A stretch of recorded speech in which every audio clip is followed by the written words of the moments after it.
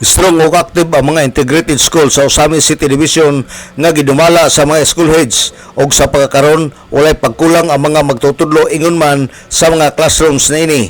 Kung ang usa ka tunghaan na convert into integrated school, ang division office ang magpadala og dugang nga mga magtutudlo og kasagaran sa mga integrated school adunay assistant school head aron makatutok sa high school. Matud pa ni Schools Division Superintendent Dionisio Liwagon Jr.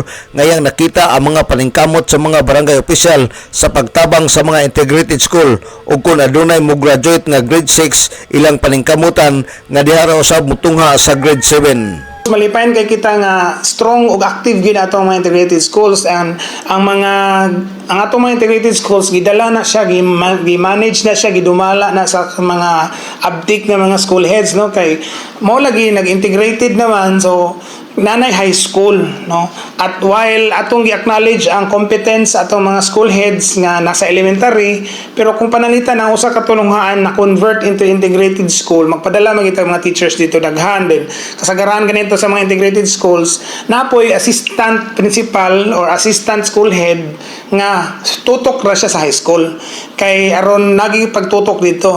Ang mga integrated school so far wala tayo mo nadawat nga mga issues or mga problema bahin sa pagpadagan kay smooth gyud ang atong mga tulunghaan. Si OIC Schools Division Superintendent Dionisio Liwagon Jr. sa Osamis City Division.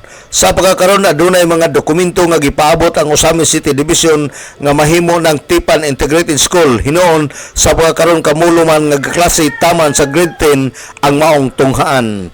Alang sa DXDD Radio Campana, ang radyo sa simbahan, W45 Dudong Bargamento, muduyog sa ika-75 nga jubileo sa simbahan sa Archdiocese sa Osamis Danag sa Dakbayan.